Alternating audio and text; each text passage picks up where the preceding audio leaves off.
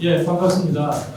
저는 작년에 고등과학원에서 정년 퇴직하고 고등과학원하고 연세대학교에서 영어는 이름이 똑같더라고요. Distinguished Professor라고 되어 있고 고등과학원에는 석학 교수, 여기서는 특임 교수 뭐 이렇게 되어 있습니다. 그리고 파트타임으로 양쪽에서 일을 하고 있고 지난 학기 양자 정보과학 기초에 대해서 강의를 했고 이번 학기는 좀 양자 컴퓨터를 활용하는 쪽에 초점을 맞춰서 강의를 하고 있습니다. 아마 제가 이야기하는 걸 들어보신 분이 몇 분 좀 계실 것 같아요. 반복이 되더라도 양해해 주시고 또 질문이 있으시면 얼마든지 질문을 해 주십시오. 양자 물리학은 1900년에 처음 등장하고 1925년부터 한 몇 년에 걸쳐서 지금 우리가 알고 있는 형태로 현대 양자역학이라는 이름으로 지금 우리가 알고 있습니다. 인류가 만들어낸 가장 정확한 과학이고 지금도 여러 가지 과학 기술을 만들어내고 있습니다. 그런데 여러분이 쓰는 스마트폰이나 아니면 통신 이런 거 다 양자물리학의 산물입니다. 그런데 그것까지를 우리가 1차 양자혁명이라고 그러고요. 그 다음에 지금 오늘 제가 말씀드린 것은 양자역학의 중첩이라든가 얽힘이라든가 이런 양자역학에만 나타나는 어떤 특성을 이용해서 새로운 형태의 정보 처리하는 것과 제2차 양자혁명이라고 그런 데 대해서 좀 전반적으로 말씀을 드리겠습니다.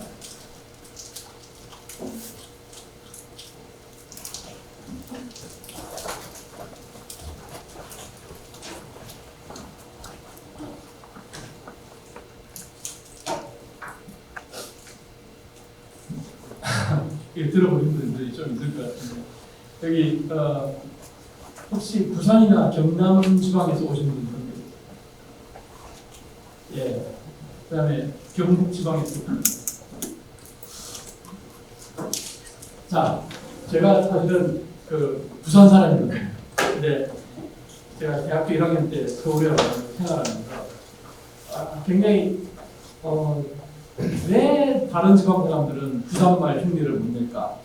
특히 의문형 종결 그래서 그 옛날에는 텔레비전에 뭐 드라마에 나왔고 부산 사람 흉내를 내는 서울 출신 탤런트가 있지만 여지없이 틀리는 부분이 의문형 종결음이 예산말 종결음입니다. 그게 사실은 지금 우리가 이야기하는 정보 처리하고 관련이 있기 때문에 좀 말씀을 드리겠습니다. 여러분들 의문형 부산말 의문형 종결 의미에는 네 가지가 있습니다. 하고 나노. 그런데 그거 갖다가 기역, 니은, 아, 오 이렇게 나눠볼 수 있습니다.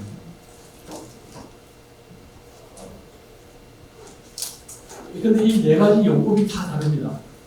여기 부산에서 한번 크게 이야기해 주세요.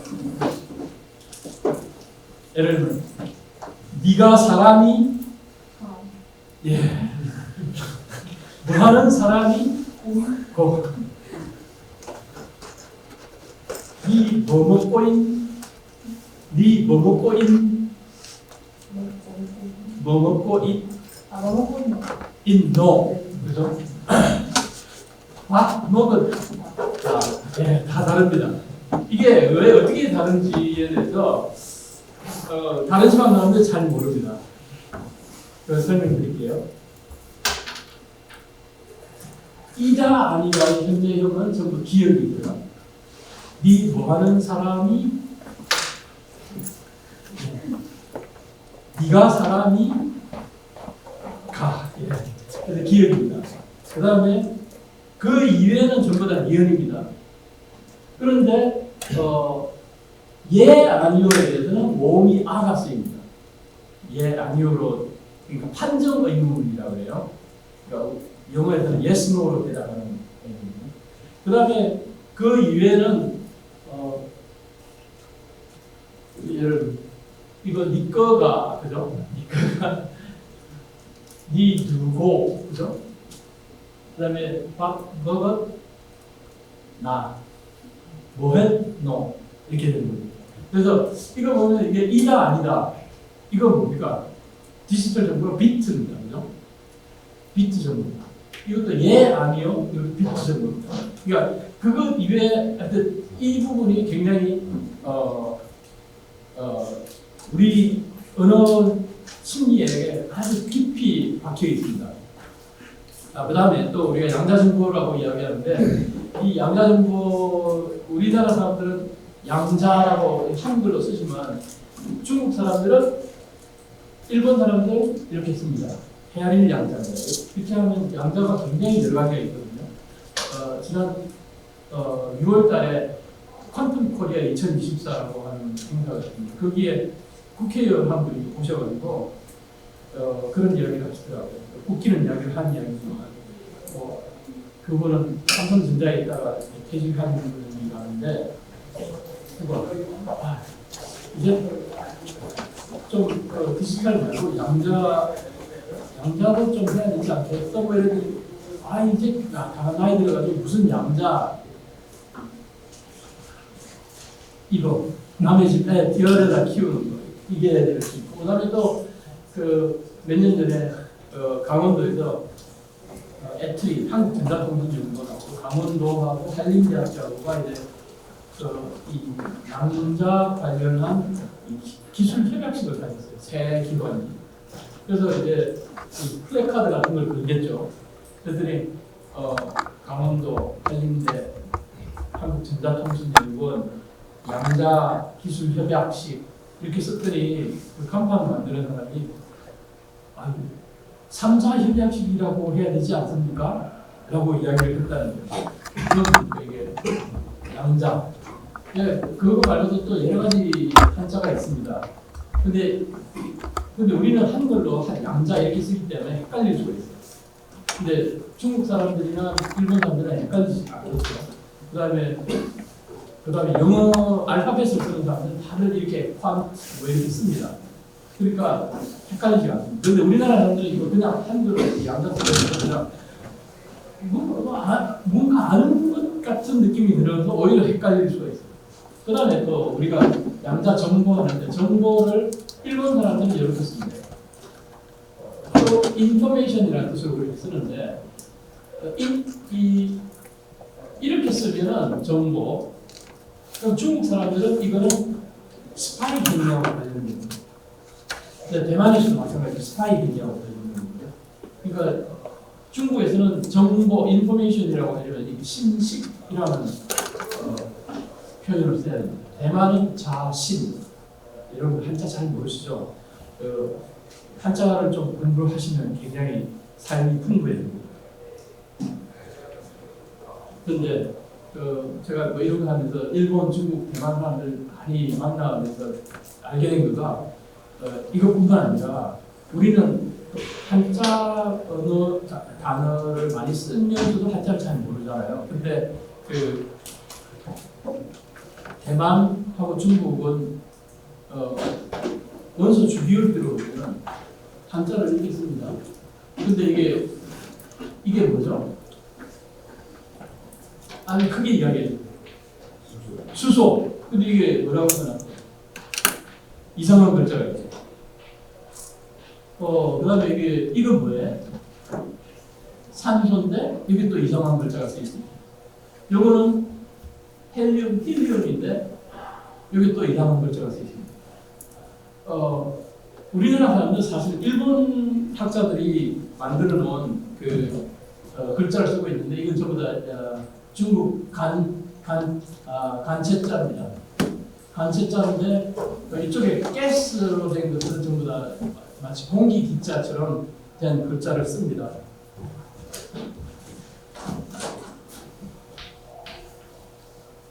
여기에 들어가는 거고, 그다음에 여기에 금속 원소들은 전부 다 이것도는 쇠금변을 쓰고 있고요. 그다음에 몇 개는 여기 돌석자가 들어가는 글자들이 좀 여러분들 우리가 바로 주변에 살고 있는 한국 사람이나 대만 사람이나 중국 사람, 아니 일본 사람들하고 어떻게 소통하는지 그런 것들도 좀 앞으로 여러분들이 커리어를 쌓아가면서 보면 여러 가지 재밌는 게 있습니다. 자, 오늘 말씀드릴 내용은 양자 나노와 디지털을 아까 말씀드린 것 같이 양자 물리학은 물질, 우리가 알고 있는 한 물질 궁극적 원리이고 따라서 궁극적 기술이 나온다면 양자 물리학을 포함할 수밖에 없습니다. 그리고 20세기 정보통신 기술은 아까 말씀드린 스마트폰이나 광통신이나 다 양자 물리학의 하드웨어를 쓰고 있습니다. 양자 물리학으로 만들어진 하드웨어. 그래서 나노 기술이 발전하면서 더 작게 만들어 왔는데 이게 이제 한계에 도달하고 있습니다. 삼성전자에서 3나노, 4나노, 3나노, 4나노 이런 거 한다고 그러잖아요. 근데 1나노 밑으로 내려가면은 이제는 디지털 테크놀로지가 안 될 위험입니다. 언솔트 프린시플 이런 것 때문에. 그런가 하면 하드웨어는 그렇지만 소프트웨어나 운영 체제는 양자 물리학하고 전혀 관계가 없습니다. 이건 디지털이거든요. 정보 이론, 셰논의 정보 이론, 그다음에 폰노이만의 컴퓨터 모델 이런 거.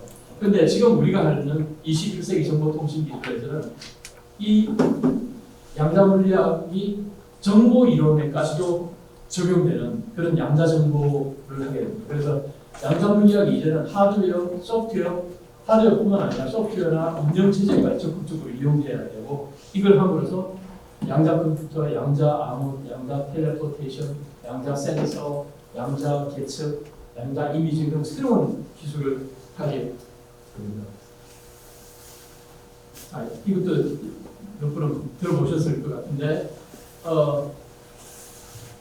비트, 아까 말씀드린 대로 가고 나눠에서 비트, 이다 아니다. 햄릿도 그랬잖아요.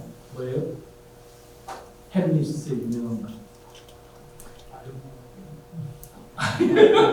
아니, 그 찰스 베네치. 햄릿, 셰익스피어.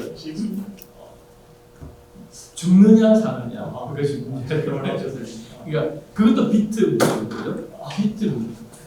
그래서 우리 언어 표현을 보면 비트가 굉장히 많이 있습니다. 두 가지 중에 하나. 이거냐 저거냐. 위, 아래, 좌우, 그죠? 근데 사람을 구별할 때 대표적으로 우리말 표현이 뭡니까? 남녀로 구별할 수도 있고 노소로 구별할 수도 있습니다.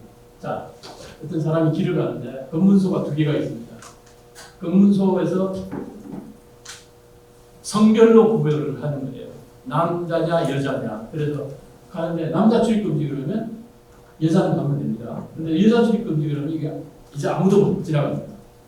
자, 그런데 여기 중간에다가 남녀가 아니라 노소로 구분하는 소인 출입금지 그러면 어떻게 될까요?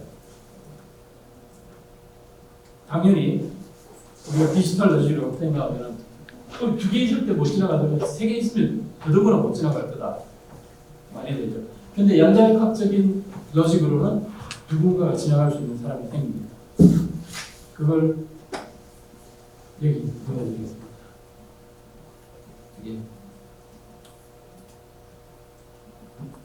여기다 놓고 하겠습니다. 자,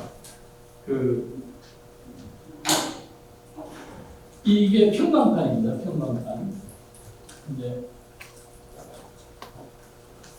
이 평광판은 원래 이 빔 프로젝트하고는 조금 잘 안 맞는 건데 이 평광판은 수평 평광만 통과시킵니다. 수평 평광만 통과시키는데 얘는 이제 푸른색이 아마 수평 평광인가 봐요. 이렇게 하면 붉은색이 수직 평광인가 봅니다. 자, 이건 녹색 위주로 생각을 해보겠습니다. 그러면 처음에 수평 평광만 통과하고 이게 제가 판이 3개가 있습니다. 3개가 있는데 제일 앞쪽에 게 수평 평광, 그 다음에 제일 마지막 거를 수직 평광으로 하면 그죠?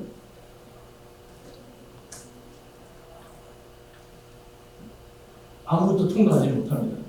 여기 겹쳐져 있는데. 근데 이제 중간을 뒀다가 제가 중간에 있는 갖다가 45도 돌리겠습니다. 자, 이러면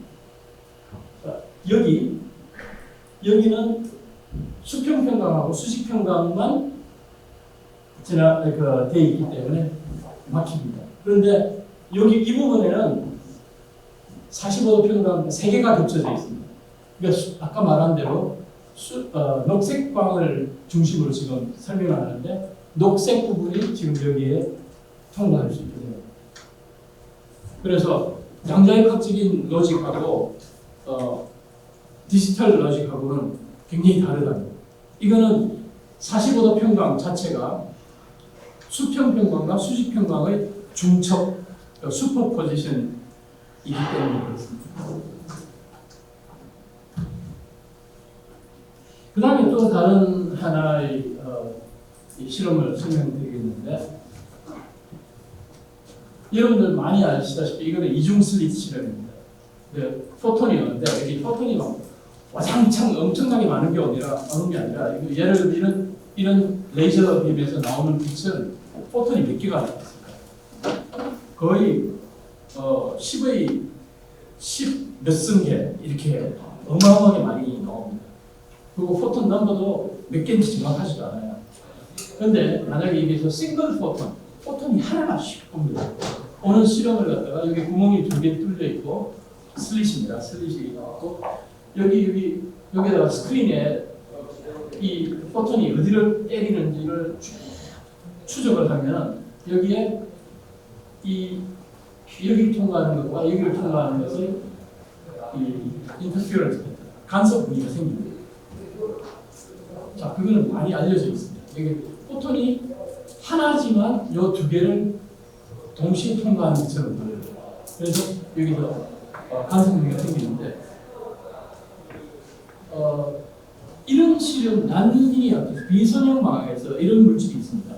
여기에 비선형 방학 페라메트릭 다운 컨버전이라는 프로세스를 일으키는 어떤 크리스탈이 있습니다. 결정체가 있는데 여기에 포톤이 하나가 들어오면 거의 대부분의 경우에 그냥 지나갑니다. 그런데 가끔 약 100만 분의 1의 확률로 포톤이 2개로 쫙 나눠집니다. 이 포톤의 에너지, 그 다음에 이 두 포톤이 가지고 있는 그 모멘텀 이런 것들이 다 보존이 되면서 2개를 나눠줍니다. 그럼 이걸 갖다가 이 포톤들의 센터 오브 매스에서 본다면 이것하고 이것이 가는 모멘텀이 서로 반대쪽이 되겠죠. 그걸 이용해서 실험을 하면 어떻게 될까 하는 겁니다. 이 포톤이 여기 또는 여기를 때렸을 때 포톤이 2개로 갈라져서 하나는 일로 오른쪽으로 하고 하나는 왼쪽으로 갑니다. 그런 게 여기서 그렇게 이루어질 수 있고, 예를 들면 포톤이 하나가 들어와서 이렇게 둘로 갈라지는 두 군데서 그렇게 갈라질 때 그럼 여기서는 간섭 무늬가 나타날까 하는 실험을 했습니다. 여기에 무슨 일이 벌어질까요? 이거는 나중에 다시 한번 설명드릴 수 있겠지만 여기에 이 똑같은 이 앞에 이것처럼 0을 통과한 것과 1을 통과한 것을 중첩에 해당하지만 같은 중첩이지만 여기서는 0 지점에서 오른쪽 왼쪽으로 가는 그런 경우하고 1 지점에서 오른쪽 왼쪽으로 가는 이런 2가지 경우의 중첩으로 나타납니다. 그래서 사실은 이 전체적으로 보면 역시 어떤 양자 상태를 유지하고 있지만 이쪽 부분을 무시하고 이쪽만 쳐다볼 때는 간섭 무늬가 나타나지 않게 됩니다. 이런 걸 갖다가 왼쪽과 오른쪽이 얽혀 있다라고 이야기합니다. 오른쪽에 일어나는 일과 왼쪽에 일어나는 일에서 왼쪽을 완전히 무시했을 때 이 전체적으로는 어떤 얽힘이 있는데 왼쪽을 무시하면 우리가 이 부분은 어떤 확률적인 섞임 현상입니다. 나타나고 이걸 갖다가 우리가 디코히어런스라는 이야기가 그러니까 전체적으로는 코히어런트인데 이 부분적으로는 디코히어런스가 일어납니다. 양자역학적인 어떤 간섭을 현상을 일으킬 수 있는 그런 가능성이 왼쪽을 무시하게 되면 사라집니다.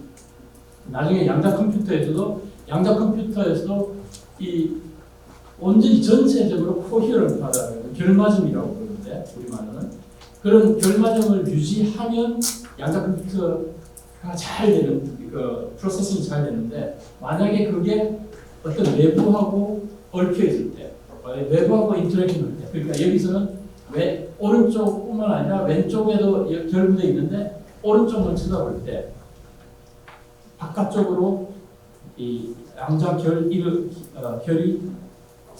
잃어버립니다. 그래서 양자 결 잃어갖고 디코히어런스라는 말로 표현하는데 디코히어런스는 양자 정보 처리에 있어서 최대의 적입니다.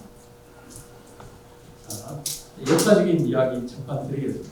아까 말씀드린 대로 퀀텀 또는 양자라는 말은 1900년에 처음 나타났습니다. 막스 플랑크가 보통 빛의 복사라고 하는데 뜨거운 물체에서 나오는 빛이 온도에 따라서 어떻게 변하느냐 하는 걸 갖다가 설명하기 위해서 빛의 에너지의 양이 이렇게 연속적으로 이렇게 커지는 게 아니라 0, 1, 2 이렇게 두머리지근처럼 돼 있다. 그래서 퀀티티 빛의 에너지 양이 덩어리져 있다는 뜻에서 퀀텀이라는 말을 썼습니다. 그 다음에 1905년에는 아인슈타인이 광전 효과를 이 같은 원리로 설명했습니다. 금속판에다가 빛을 축제하는데 인프라레드 저기서는 에너지가 작잖아요. 근데 저기서는 아무리 그 인텐시티를 높여더라도 전자가 튀어나오지 않습니다. 그런데 이런 녹색광이나 뭐 이런 것들은 아주 약한 빛을 쬐더라도 전자가 튀어나갑니다. 그래서 그걸 갖다가 이제 전자 하나가 금속에 묶여있는 그 워크 펑션 그 정도를 이겨내는 게 필요하기 때문인데 그래서 이 아이디어 자체는 빛 알갱이 하나가 전자 하나를 쳐내기 때문에 그렇다라고 설명을 할 수 있습니다. 그래서 에너지가 양자화에 덩어리져 있다. 이걸 이야기합니다. 그 다음에 1913년에는 닐스 보어가 수소 원자 주변의 궤도가 이렇게 연속적으로 이렇게 에너지가 높아지는 게 아니라 궤도가 띄엄띄엄 되어 있다. 그래서 그걸 갖다가 띄엄띄엄이 있는 양자 궤도들 사이에 이렇게 변화가 일어나면서 양자 도양, 그러니까 1층에서 약간씩 올라가는 게 아니라 1층에서 2층, 1층에서 3층 뭐 이런 식으로 이 에너지가 점프를 한다. 그래서 퀀텀 점프 또는 퀀텀 립 이런 말을 씁니다. 양자도예요. 근데 요즘은 물리학자들보다 사업하는 사람들이 더 많이 쓰죠. 비즈니스 퀀텀 립을 이루어야 된다. 회사가 발전해야 된다. 뭐 이런 이야기를 합니다. 그 다음에 이렇게 아인슈타인의 광전 효과는 또 사실은 여기서 보면 에너지 퀀텀뿐만 아니라 빛이 연속적인 어떤 성질을 가진 파동이 아니라 파동이라기보다 덩어리 입자 같은 성질을 갖고 있다라는 생각을 할 수 있는데 그 이야기를 듣고 났더니 루이 드브로이가 이런 생각을 하게 됩니다. 우리가 파동인 줄 알았던 빛이 왜 파동인 줄 알았어요? 이건 맥스웰 방정식에서 파동만 이렇게 이끌어서 나오잖아요. 일렉트로매그네틱. 그래서 그런 줄 알았는데 아인슈타인이 파동인 줄 알았던 빛이 입자다.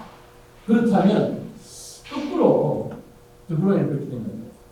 그럼 전자 이런 거가 일렉트론 우리는 이게 입자라고 알고 있는데 혹시 그거는 거꾸로 파동적인 성질을 갖고 있다고 할 수 없을까?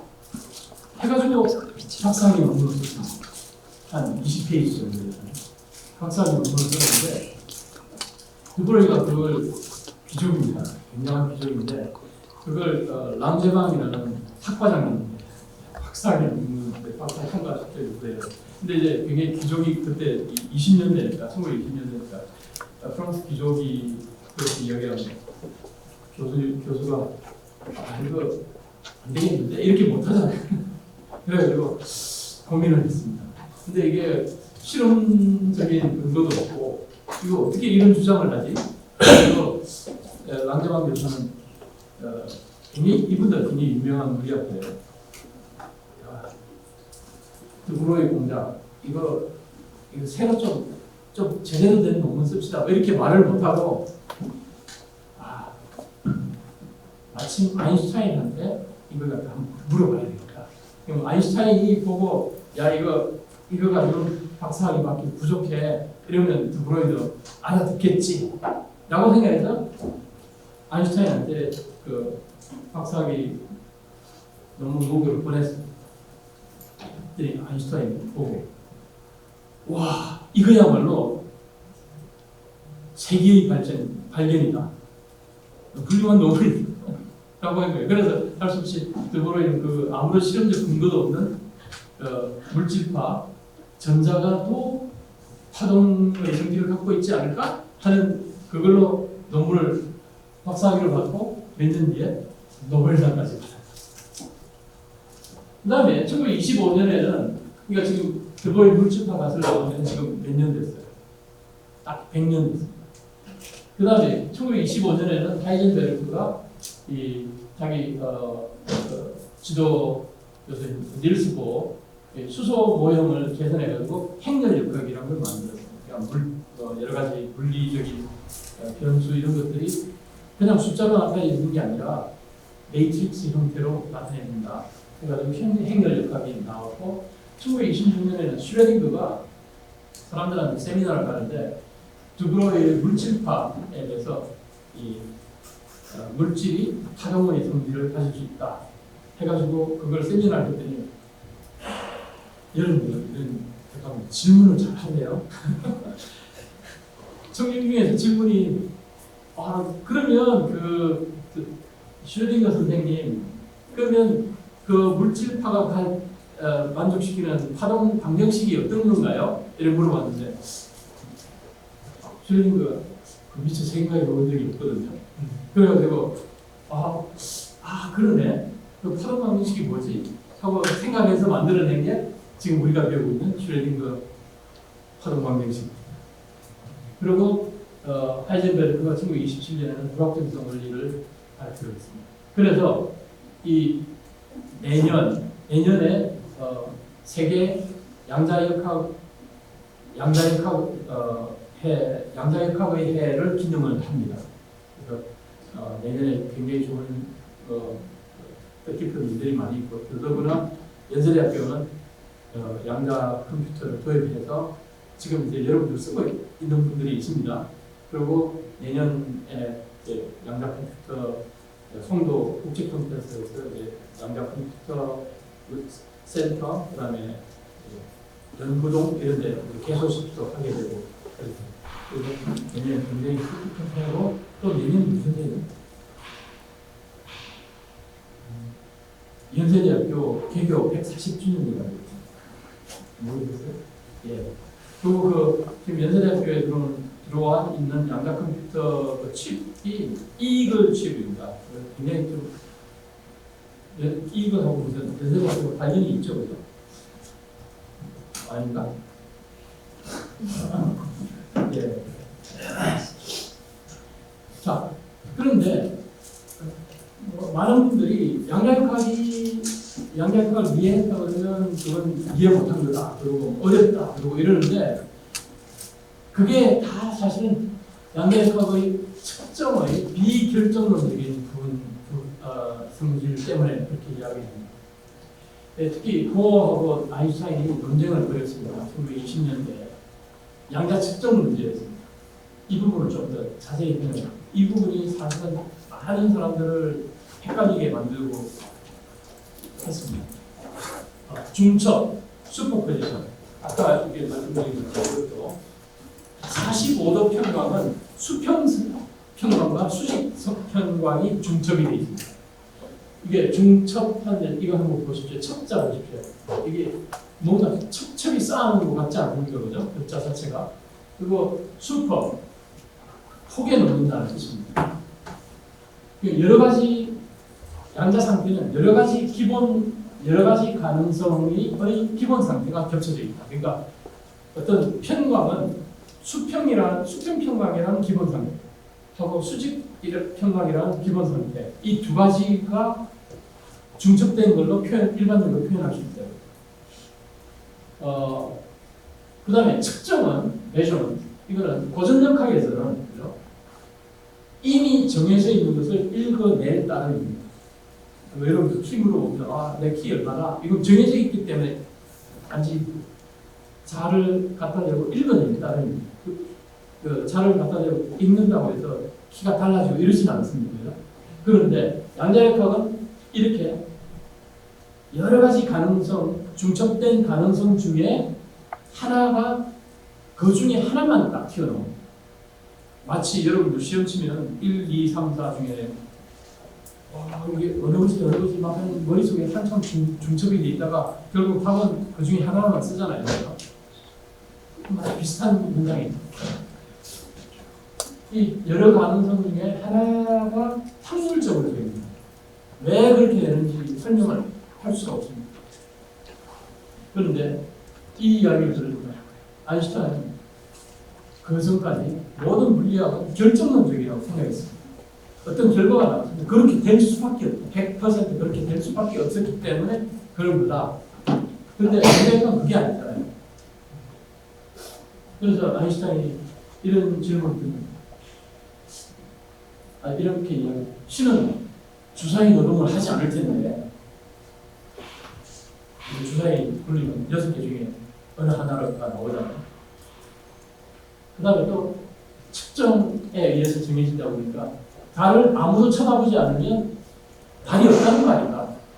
이런 말까지 했습니다. 이런 말들을 들으니까 보호가 아인슈타인한테 그렇게 했답니다. Don't tell God what to do. 신이 뭘 하는지 상관하지 마. 네.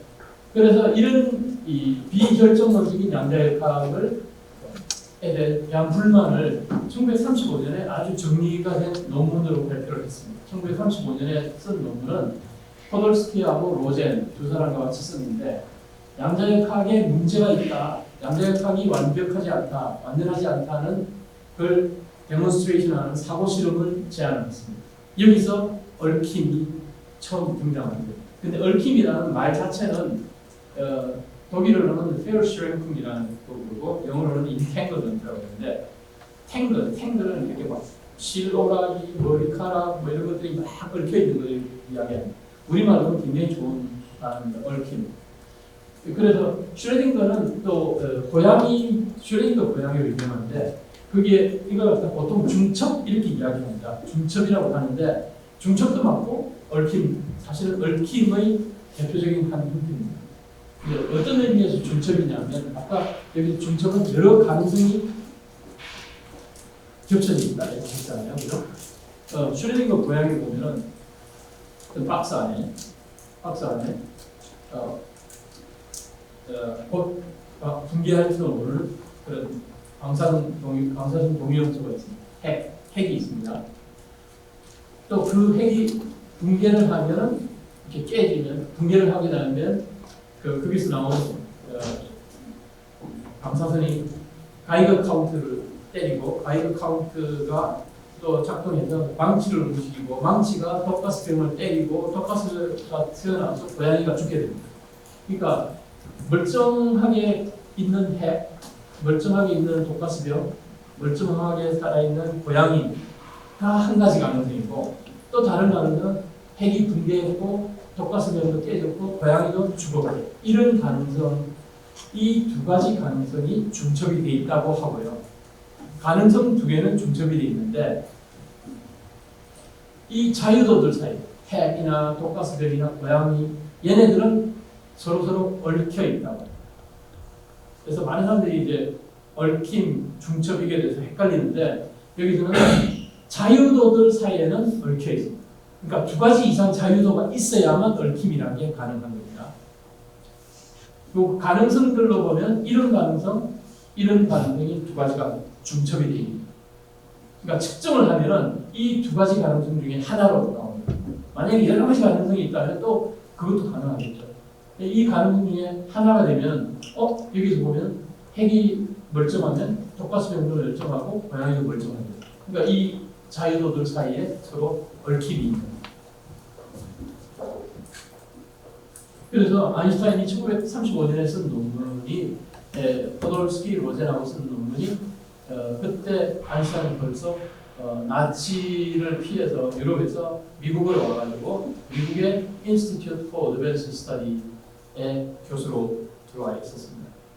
제가 작년에 퇴직한 지금도 특강 교수로 있는 Korea Institute for Advanced Study 여기 여러분들 중에서 만약에 이론 물리나 수학이나 이런 쪽 한다면 고등학원에서 일하시는 분들 좀 생각해 보시면 좋겠습니다. 이런 논문을 쓰는데 Can quantum mechanical description of physical reality be considered complete? 이렇게 하면서 어떤 중첩에 대한 얽힘에 대한 걸 처음 만들었는데 이걸 갖다가 이렇게 이 세 사람 이름 첫 자를 따서 EPR 페어라고 합니다. EPR 페어는 인탱글 어떻게 보면 우리가 인류가 생각하는 본 최초의 인탱글 스테이트라고 생각하시면 됩니다.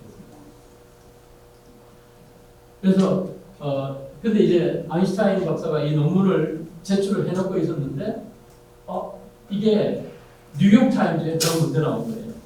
아인슈타인 attacks quantum theory. Scientists and two colleagues find it is not complete, even though correct. 양자역학은 옳을지는 모르지만 물리 현상을 제대로 디스크라이브하는 것 같지는 않다라는 그런 아티클이 나갔는데 이게 나가고 나서 아인슈타인이 굉장히 화를 냈다고 그러더라고요. 포돌스키인지 로젠인지 모르겠는데 이걸 갖다가 논문이 나오기도 전에 신문에 나게 하느냐고 화를 냈다고 합니다. 그런데 여기에 대해서 아직까지도 여기 아인슈타인이 표시한 그런 불만을 가지고 있는 사람들이 여전히 많이 있습니다. 그래서 이거는 2006년에 나온 Forum on Physics and Society of American Physical Society에서 나온 뉴스레터인데 거기 이런 게 Intelligent Design in the Physics Classroom. 근데 이게 아마 여러분들 인텔리전트 디자인이라는 이런 창조론하고 비슷한 그런 거 들어보셨을 거예요. 근데 여기서는 그게 아니라 이 아까 말한 양자역학 비결정론적인 부분 뭐 이런 거에 대해서 어떻게 물리학 강의실에서 그런 걸 가르칠 수 있느냐 말도 안 된다라고 이야기하는 사람들이 있습니다. 이렇게 양자 중첩과 양자 측정에 대해서는 여전히 많은 사람들이 비결정론적이기 때문에 또 EPR 페어에서는 여기서 벌어지는 일이 여기에 동시에 어떤 코릴레이션이 생긴다는 거 이것 때문에 뭔가 문제가 있다라고 생각하고 있습니다. 이걸 갖다 난로켈리티어 비국소성 이런 문제 때문에 현재 형태의 양자역학이 뭔가 문제가 있다고 생각하고 그다음에 아마 여러분들 유튜브 같은 거 보시면 몇 년 전에 노벨 물리학상 받은 라저 펜로즈라고 하는 분이 있습니다. 그분은 아예 지금 우리가 사용하고 있는 양자역학은 틀린 거다라고 아예 이야기를 하기도 합니다. 이렇게 1920년대 후반에 지금 우리가 생각하는 양자역학이 정해졌고 그 이후에 여러 가지 논란이 있었는데 그 논란 지금 궁금하잖아요. 어떻게 이게 여러 가지 가능성 중에 하나만 나타나는지 그다음에 멀리 있는 것들이 동시에 어떤 코릴레이션을 보이게 되는지 이런 것들이 궁금해하는데 새로 배우는 사람들은 궁금해하고 이게 이해가 안 된다 그러고 뭐 이러는데 그럴 때 대부분의 물리학자들은 그냥 닥치고 그냥 해. 그래서 영어로 이제 shut up, just calculate it. 뭐 이렇게 그런 식으로 이야기를 했습니다. 그렇게 해서 1차 양자혁명이 진행이 됐습니다. 그래서 원자와 분자의 구조를 이해를 하게 됐고, 그래서 그 우리가 연금술이라고, 옛날에는 연금술이라고 했죠. 여러분들 아마 해리 파터 거기 보면 뭐가 나오죠? 무슨 그게 연금술의 제임스톤인가 뭐 이런 1권인가 2권인가 해리포터 안 읽어본 사람? 거기 뭐라고 나오죠? 무슨 누구의 돌? 예? 현자의 돌? 맞아요. 거기에 나오는 현자가 사실은 알케미스트예요. 연금술사. 그래서 그런데 그건 엄청난 몇백 년에 걸친 경험이 쌓여가지고 만드는 거고, 거기에서 사실은 맨델레이프가 주기율도 만들고 한 겁니다. 그런데 그거는 경험에 의해서 쌓아가지고 만드는 거지만, 이제 이걸 갖다가 이 양자역학이 들어오면서 왜 주기율표가 그렇게 되는지 이해를 하게 되고, 그렇게 해서 진정한 의미에서 알케미가 아니라 이제 케미스트리가 된 겁니다. 그렇게 해서 물질을 합성할 수 있게 되고, 이거는 에너지, 화학공학, 재료공학의 엄청난 큰 학문 분야, 기술 분야를 만들어냈습니다. 그뿐만 아니라 생명 현상에서 DNA 구조가 수속이라고 이런 것도 있죠. 이런 것도 다 양자역학 때문에 가능한 겁니다.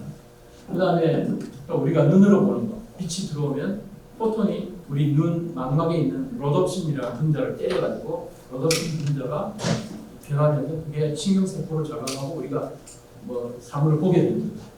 그 다음에 냄새 맡는 거, 맛보는 거 이런 거 다 중요한 겁니다. 그 다음에 아주 중요한 거는 태양에서 오는 빛을 물질 구조를 바꿔서 그 태양 에너지를 물질 구조에다 담는 광합성, 이것 때문에 우리가 살고 있는 거 아닙니까? 그 다음에 지금 우리가 쓰고 있는 뭐 반도체, 반도체를 활용한 컴퓨터, 스마트폰 뭐 이런 거 하고 레이저, 광통신 이런 것들은 정말 20세기 정보통신 기술 혁명을 일으켰습니다. 이걸 갖다가 우리가 전부 다 1차 양자혁명이라고 합니다. 자, 이렇게 1차 양자혁명이 막 진행되고 있는 동안에 그래서 나는 궁금해, 도저히 못 찾겠어 하는 사람들이 있었습니다. 그래서 여기 존 벨이라는 이론물리학자는 유럽 가속기 연구소에 있으면서 이 EPR 실험을 혹시 아인슈타인의 말이 맞을지 아니면 양자역학이 옳을지 이걸 갖다가 판별할 수 있는 실험을 고안을 해냈습니다. 그래서 실험으로 확인할 수 있는 벨 구등식을 제안했습니다. 그리고 1970년대에는 이 존 벨의 벨 구등식을 좀 더 실험하기 쉽게 만들어가지고 실험을 했습니다. 존 클라우즈는 작년에 우리나라에 왔었어요. 퀀텀 코리아 2024에 왔었습니다. 1980년대에 이 알렌 아스페가 이 벨 구등식 실험을 했고, 1990년대 이후에는 더 정확한 실험을 안톤 사일링그가 했고, 그래서 이분들이 2022년도 노벨 물리학상을 받았습니다.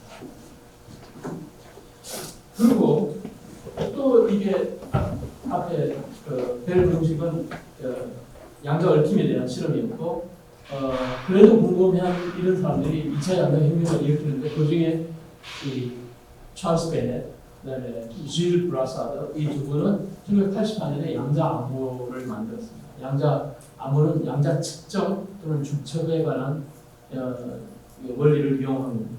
1985년에는 이 여러 가지 양자 현상이 중첩된 상황에서 진행할 수 있다 해가지고 그걸 이용한 양자 병렬 알고리즘을 만든 데이비드 도이치. 그다음에 93년에는 이 찰스 베넷하고 브라사드하고 몇 사람이 양자 텔레포테이션을 만들었어요. 그러니까 모르는 양자 상태를 몸도수로 옮깁니다. 그다음에 1994년에는 피터 쇼가 양자 소인수분해 알고리즘을 만들었습니다. 95년에는 이 피터 쇼가 또다시 양자 오류증명 코드를 만들고 그로버가 양자 검색 알고리즘을 만들었습니다. 그런데 이 양자 오류 정령 코드는 굉장히 중요한 거가 보통 우리가 양자 상태를 갖다가 쓸 때 큐빗 상태라 그러면 알파 제로 하고 베이타 1 이게 두 가지 상태의 어떤 중첩으로 표현을 합니다. 그런데 여기에 디지털의 경우는 말이죠. 디지털 정보 같은 경우는 하다 보면은 에러가 생깁니다. 근데 이제 0은 0볼트고 1은 5볼트고 이렇게 해서 그걸 하는데 이게 만약에 이 에러가 생기면 0볼트가 아니라 0.1볼트, 뭐 1볼트 뭐 이렇게 된다 그러면 0볼트하고 5볼트 사이에서 0에 더 가깝잖아요. 그러면 그걸 다시 리셋해가지고 0으로 만들고 한 4.5볼트 이렇게 되면 5볼트로 리셋을 시켜서 에러 커렉션을 하면 됩니다. 그 다음에 에러 커렉션 스킨들이 많이 나와 있어요. 굉장히 쉽게 할 수 있습니다. 그런데 이거는 여기 알파하고 베이타가 복소수인데 복소수는 디지털이 아니잖아요. 수많은 비트를 써서 이걸 표현합니다. 리얼 넘버에 대한 인포메이션 프로세싱을 하는 것처럼 보입니다. 그래서 이걸 봤을 때 사람들이 야 이거 또 다른 형태의 그 애널로그 컴퓨터 아니냐 이렇게 이야기했습니다. 그런데 여러분들 1970년대, 60년대, 70년대에 걸쳐서 이 수학과 물리학의 굉장한 발전이 있었는데 그게 non-linear dynamics and chaos입니다. 비선형 동력학 그리고 혼돈 이런 데 배웠는데 거기서 나온 결론이 뭐냐면 어떤 프로세스가 비선형 과정일 때 초기 조건에 조금만 문제가 있어도 순식간에 이 오차가 커져서 이걸 도저히 처음에 뭐 어떻게 있었는지 알아낼 수가 없다는 거예요. 이걸 우리가 deterministic chaos, 그러니까 결정론적인 혼돈 이렇게 이야기합니다. 마치 아마 여러분들 이 나비 효과 이런 거 들어보셨어요? 그러니까 뭐 브라질에서 나비가 날개짓하는 아주 조그만 효과인데 그게 한 달 뒤에 어마어마한 폭풍이 있을 건가 없을 건가 하는 걸 결정지을 수 있다. 그럼 오류를 해결할 수 없게 됩니다. 그래서 사람들이 이 알파하고 베이타는 리얼 넘버들로 만들어진 복소수인데 그럼 이것도 아날로그 컴퓨터 아닌가? 아날로그 컴퓨터가 1970년대, 80년대 많이 연구가 됐었지만 그게 별 성과를 못 얻었습니다. 왜냐하면 에러 커렉션이 안 되기 때문에. 그런데 놀랍게도 이 양자 프로세싱은 애널로그가 아니라 디지털이다. 그리고 오류 증명이 가능하다는 걸 보임으로써 사실은 비로소 이때 사람들이 본격적으로 이제 양자 컴퓨터에 대한 아이디어를 발전시켜나. 그러니까 피터 셔는 두 가지 면에서 굉장히 중요한 기여가 있습니다.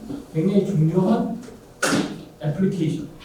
그 다음에 그게 실제로 가능하다는 걸 갖다 보여줍니다. 근데 피터 셔는 물리학자가 아니고 응용수학.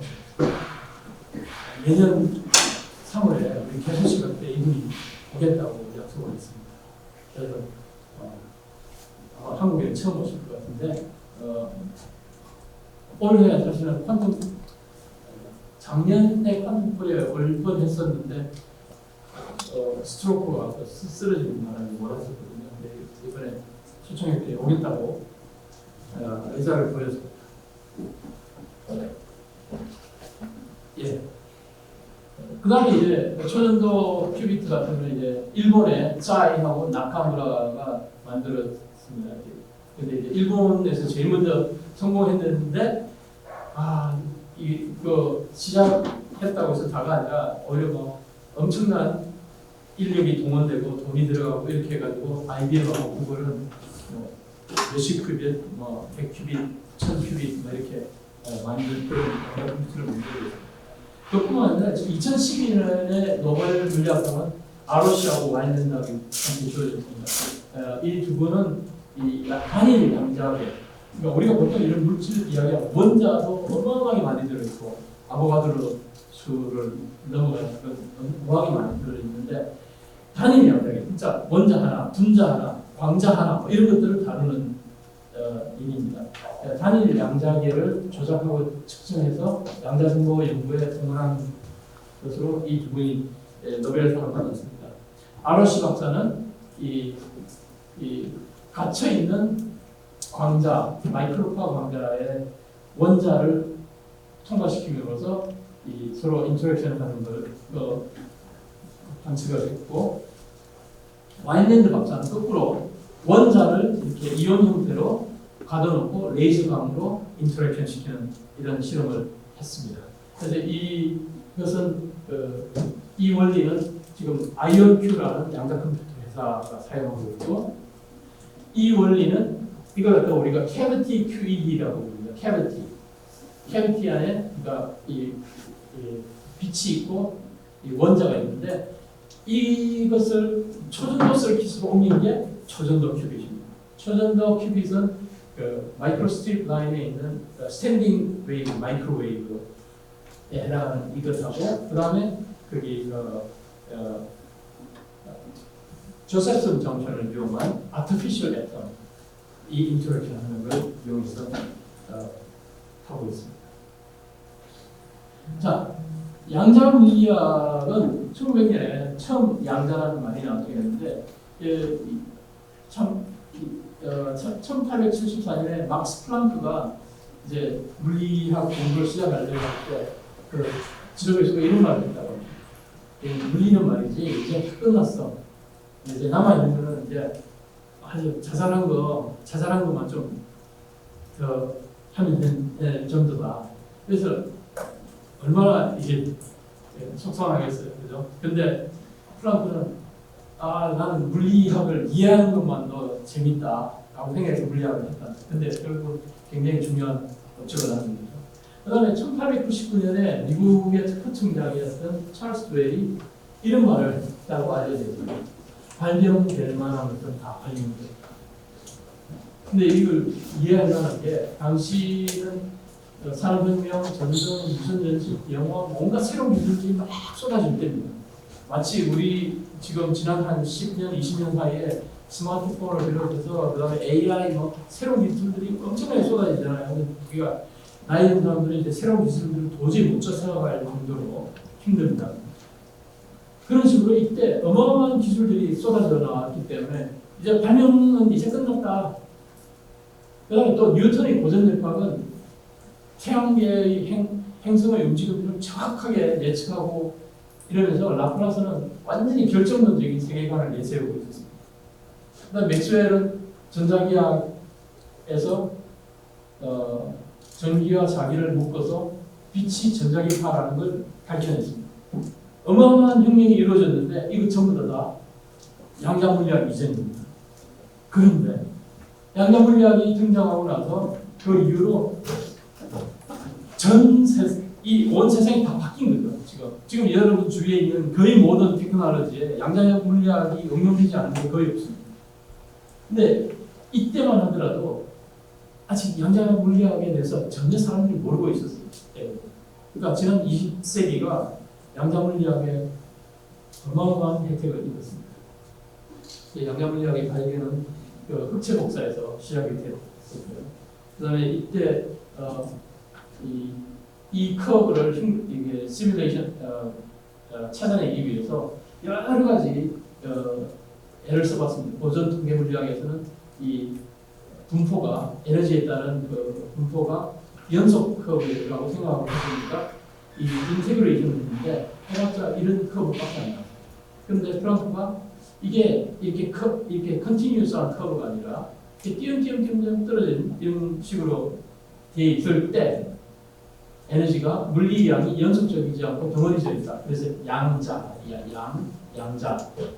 있다. 하면 이 서메이션이 되는데 인티그레이션이 아니라 이렇게 했더니 이런 커브가 이런 공식이 나왔고 이게 바로 실험에서 보이는 커브하고 일치하게 됐다.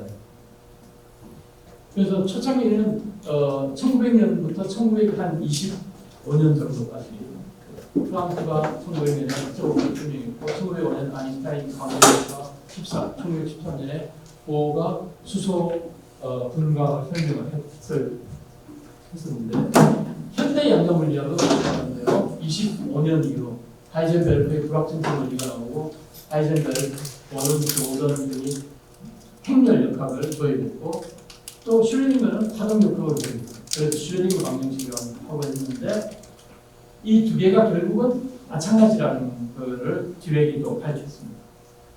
그는 한편 보어하고 아인슈타인의 논쟁이 벌어졌던 거예요. 그래서 여기까지를 우리가 1차 양자혁명 이렇게 이야기하고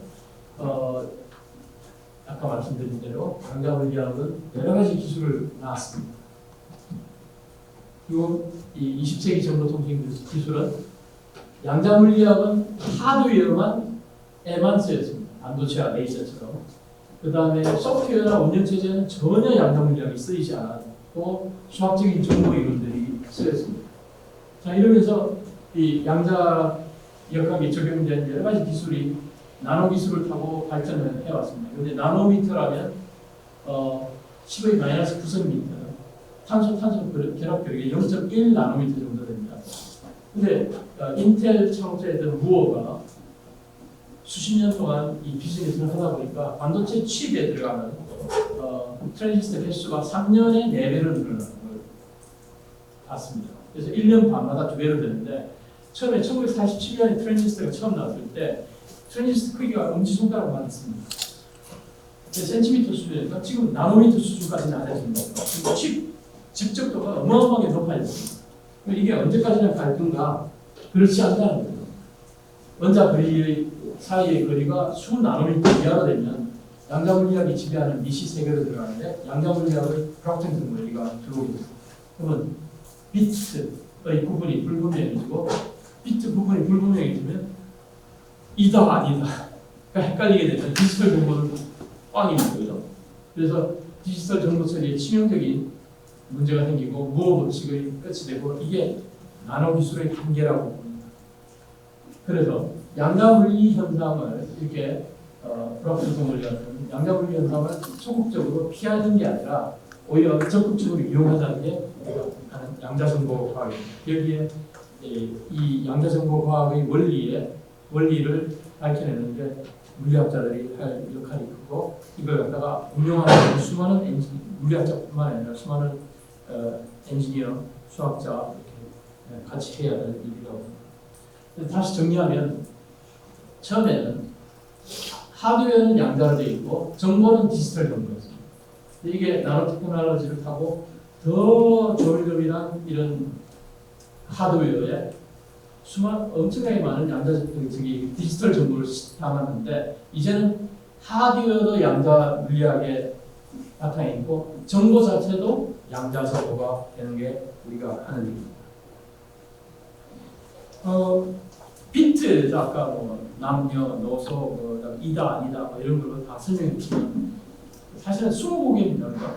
왜냐하면 여러분들 뭐 초등학교 때 20곡에 게임 들어오셨겠지만 20곡을 하면 몇 가지를 구별할 수 있어요. 20개의 비트니까 20승까지를 구별할 수가 있어요. 그래서 제가 가끔 학생들한테 짜장면 집에 가서 숫자 짜장면 하는 거 보면 이거 짜장면 이거 반죽을 해가지고 쭉 해가지고 겹칩니다. 또 늘리고 겹치고 몇 번 하는지 아세요?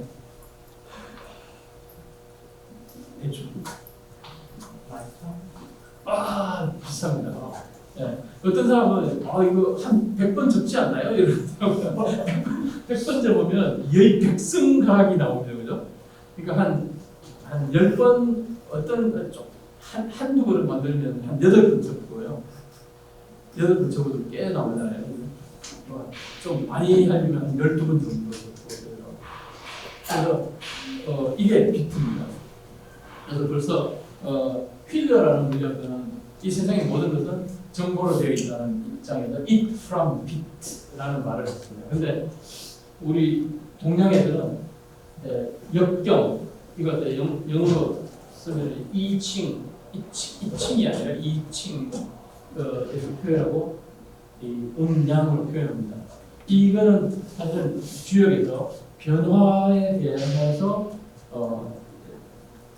변화의 의미에 대해서 이제 생각을 합니다. 그리고 우리나라는 뮤츠를 가지고 수천 년을 놀았습니다. 그죠? 그래서 제 생각에 우리나라 사람들이 디지털을 잘 하는 것 같아요. 그 다음에 태극기도 보면은 여기 태극의 주변에 있는 비트가 있습니다. 이거는 1이고 이거는 0입니다.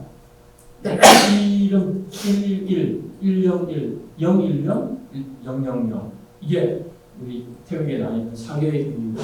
근데 여기 저는 양자전구 처음 시작할 때부터 이게 태극 마크가 굉장히 Q자처럼 보였어요. 저는. 그래서 큐비트는 퀀텀 비트. 예. 이거는 0, 1이 아니라 0과 1의 중첩을 바꿀 수 있다. 근데 이게 닐스 보어 그 가족 문장이 있어요. 그 닐스 보어도 이게 태극을 굉장히 좋아했더라고요. 닐스 보어의 문장. 자, 그래서 이제 정리하자면 이제는 하드웨어에만 양자역학이 쓰이는 게 아니라 소프트웨어나 운영체제에도 양자정보학이 쓰입니다. 양자 물리학에서 이제 양자정보학을 하게 됐다. 여기서 중요한 건 양자 중첩 현상. 중첩은 여러 가지 가능성들이 포개져 있는 거예요. 그래서 그런 여러 가지 가능성이 동시에 진행이 되기 때문에 그걸 갖다가 우리가 양자 병렬성이라고 합니다. 그래서 양자 컴퓨터는 디지털보다 지수 함수적으로 크고 빠른 계산을 할 수 있다. 그 다음에 아까 비결정성 여기였는데 양자 측정은 한번 결정하면 여러 가지 중첩된 것 중에 하나로 발현되기 때문에 그럼 그걸 뒤로 돌릴 수 있느냐? 뒤로 돌아갈 수 없어요. 양자 측정은 비가역적입니다. 한번 여러 가지 가능성이 중첩되어 있다가 붕괴되기 때문에 그리고 이런 것 때문에 또 역사도 불가능합니다. 이걸 이용해서 양자 암호의 절대 보안이 증명이 됩니다. 그 다음에 양자 얽힘은 저쪽으로 간 것, 이쪽으로 간 것이 아무리 멀리 떨어져 있어도 보여주는 그런 상관성을 갖고 있습니다. 이걸 이용해서 텔레포테이션 등 여러 가지 새로운 기술을 만들 수가 있습니다.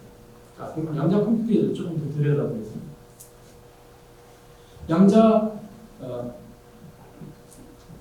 컴퓨터는 양자 퀀텀 인포메이션 프로세싱이라고 부를 수 있는데 이 두 부분으로 생각할 수 있습니다. 하나는 소프트웨어 또는 알고리즘, 다른 하나는 하드웨어 또는 실험 이런 쪽으로 볼 수 있습니다. 지금 연세대학교에는 양자 컴퓨터가 들어왔기 때문에 사실은 양자 컴퓨터에 필요한 하드웨어 이런 것보다는 우리가 양자 컴퓨터를 사용해서 뭘 할 건가 이런 데 더 관심이 있죠. 그 중에 많이 알려진 양자 알고리즘으로는 양자 다체 문제 시뮬레이션도 있고 큰 수의 소인수분해 이거는 암호 해독하고 관련이 있습니다. 그 다음에 데이터 분석 이거는 오늘 수업에 대해서 이야기했지만 글로벌 서치 알고리즘 이런 쪽 그래서 이거는 나노 테크놀로지의 필수적인 그런 소프트웨어고요. 그 다음에 이거는 인포메이션 테크놀로지에서 굉장히 중요한 넘버 티어리하고 관련된 여러 가지 역할을 할 수 있고 그 다음에 바이오 인포메틱스라든가 뭐 여러 가지 바이오 테크놀로지 또는 데이터 사이언스 이런 쪽에 우리가 양자 컴퓨터 알고리즘이 기여를 할 수 있습니다. 그 다음에 실험 쪽으로는 연세대학교에는 그렇게 많은 액티비티가 없지만 하드웨어 관련인데 핵자기 공명, 이온 덧, 이런 아이언 트랩 이런 거에 대해서 초전도 회로, 그 다음에 다이아몬드 결합, 중성 원자는 여러 가지 프로포절이 있습니다. 이 중에 어느 게 더 나은 양자 컴퓨터가 될지 아니면 이것들이 다 조금씩 캐릭터가 다르기 때문에 이런 여러 가지 양자 컴퓨터들을 하이브리드로 엮어서 새로운 컴퓨테이션을 할 수 있을 것 같기도 합니다. 자, 우선 양자 컴퓨터에서는 아까 Q 비트라고 했는데 우선 비트부터 한번 봅시다. 비트는 이렇게 몇 가지 게이트가 있습니다. not 게이트, 0은 1로 1은 0으로 만드는 이건 AND 게이트, 이건 OR 게이트, 그다음에 이거는 exclusive OR 게이트라고 합니다. 그런데 이런 것들을 다 따로 만들 필요 없이 사실은 컴퓨터 칩에서는 이런 NAND 게이트 맞는 게 있었습니다. 이것만 있으면 이것들을 갖다가 몇 개, 이거 몇 개 엮으면 이것들을 다 만들 수가 있습니다. 문제는 보세요. 2비트가 들어가고 1비트가 나옵니다. 그러면 여러분들 연력학에서 배웠지만 비트가 하나 사라지면 엔트로피가 증가합니다. 비트 하나에 대한 엔트로피, 그 KD log 2가 되는데 그 엔트로피 증가에 따른 열 손실이 있습니다. 열이 발생하는데 그게 이 델타 Q 캐피털 T 이건 절대 온도입니다. 절대 온도 곱하기 요 엔트로피 증가만. 그래서 KBT log 2라는 열이 발생합니다. 근데 이게 KB가 어느 정도나 발생하면 SI 유닛에서 10의 마이너스 34승 정도입니다. 굉장히 작지만 계산 무지무지 많이 한다고 해보십시오. 요즘 몇 테라플라 뭐 이런 식으로 하시죠. 이 열이 무시 못하는 거예요. 그런데 IBM에서는 1960년대부터 이걸 걱정을 했습니다. 그래서 걱정해가지고 이게 2비트가 들어가는데 1비트가 나오니까 이게 엔트로피 증가가 되고 그것 때문에 열이 발생하는데 이걸 막을 방법이 없을까? 그래서 사람들이 많이 생각했습니다. 그럼 2비트 들어가고 2비트 나오면 되지 않나? 이건 그래서 리버서블 한데 근데 이걸 갖다가 이게 양자 컴퓨터에서는 C-NOT하고 똑같은 겁니다. Exclusive OR에 하나 들어가는 거예요. 그런데 이거는 유니버설 하지 않다는 게 알려졌습니다. 그래서 리처드 파인만 여러분 아시죠? 리처드 파인만이 죽기 한 10년, 20년 전부터는 컴퓨팅 쪽에 많이 연구를 했는데 톱벌리, 프레드 케인 이런 사람들하고 같이 이 연구를 많이 했습니다. 그러면서 만들어진 게 컨트롤 또는 컨트롤 익스체인지 이런 것들은 유니버설 하면서도 또 3비트가 들어가고 3비트가 나오니까 리버서블 컴퓨팅이 된다. 그런데 지금 뭐 이런 걸 쓰고 있느냐? 아직까지는 열이 나는 컴퓨터라든가 이런 데서 열 나는 것의 대부분은 줄열입니다. 전류가 흐르면서 나오는 그 때문에 아직까지는 이런 것까지는 필요가 없죠.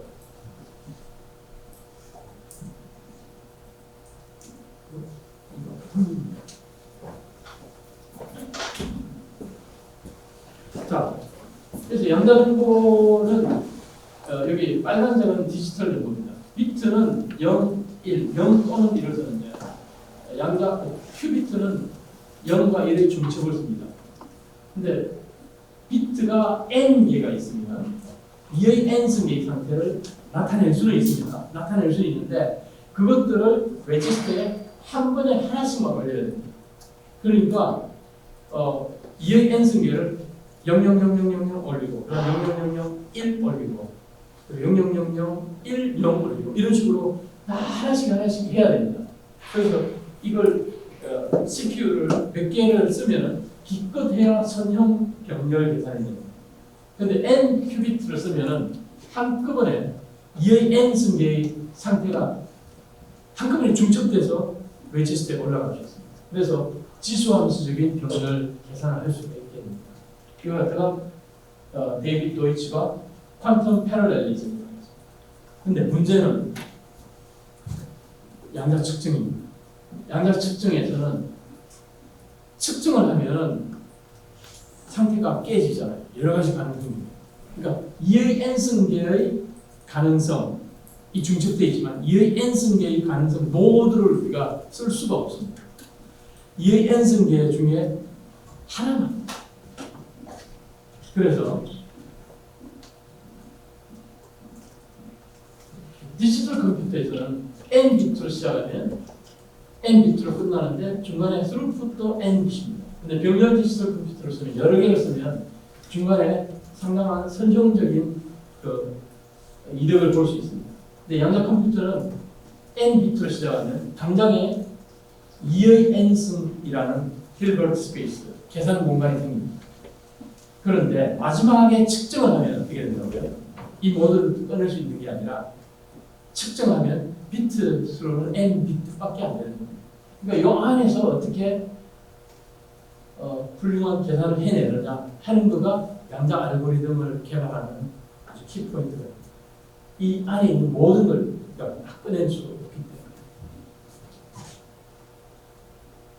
그래서 양자 상태 다시 한번 보겠습니다.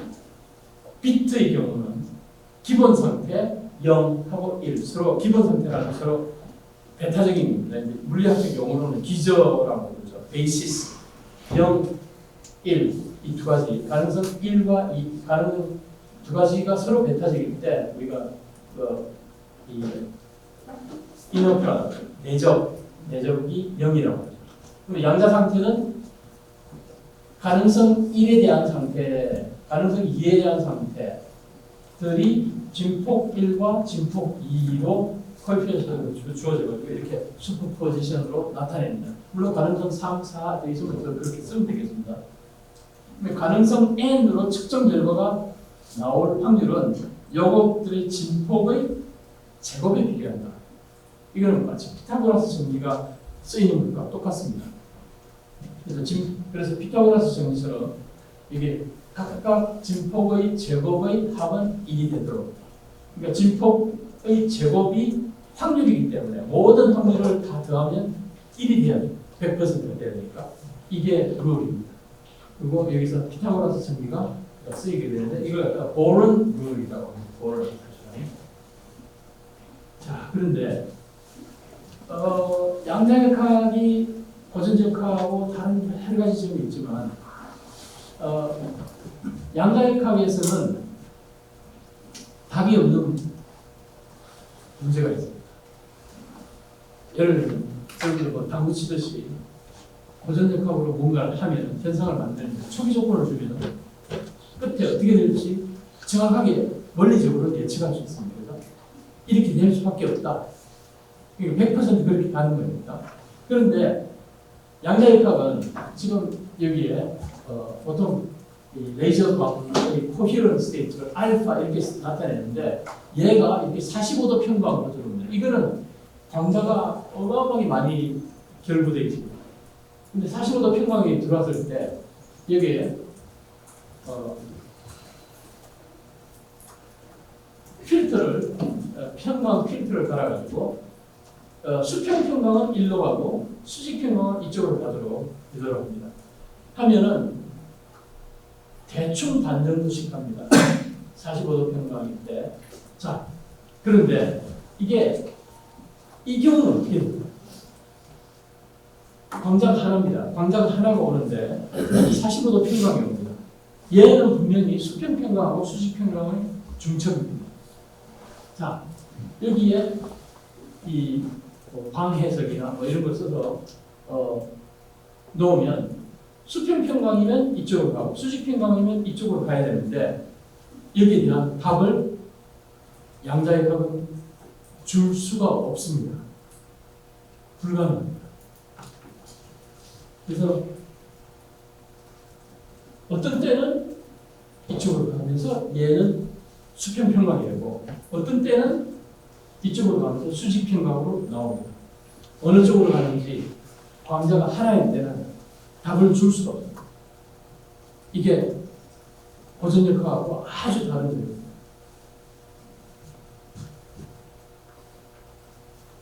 확률적으로밖에 말할 수 없겠습니다.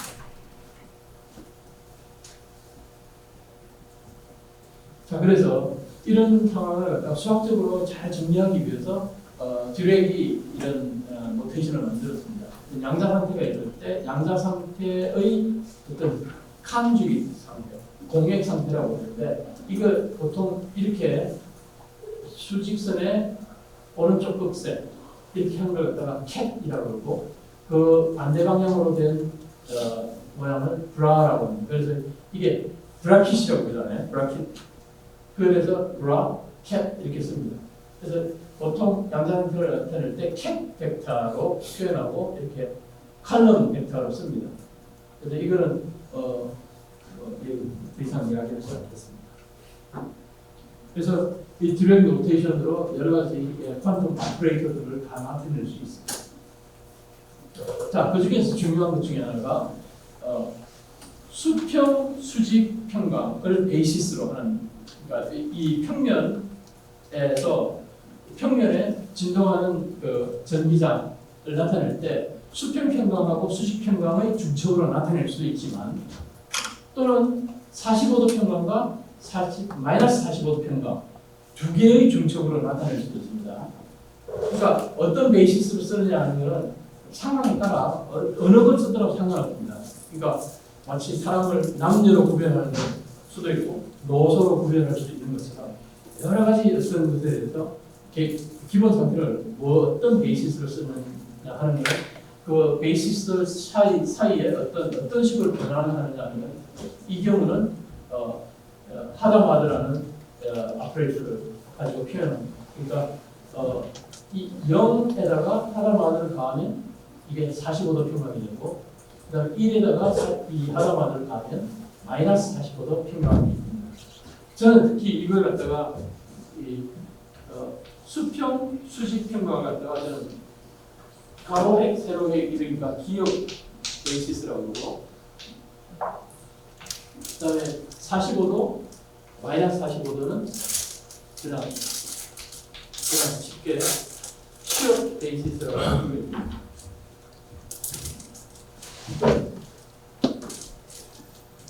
그래서 중첩의 경우는 여기 어떤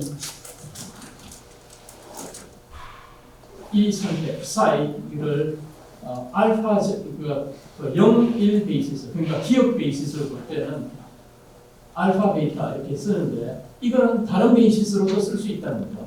그러니까 어떤 게마 플러스 델타 마이너스 이런 식으로도 쓸 수가 있다.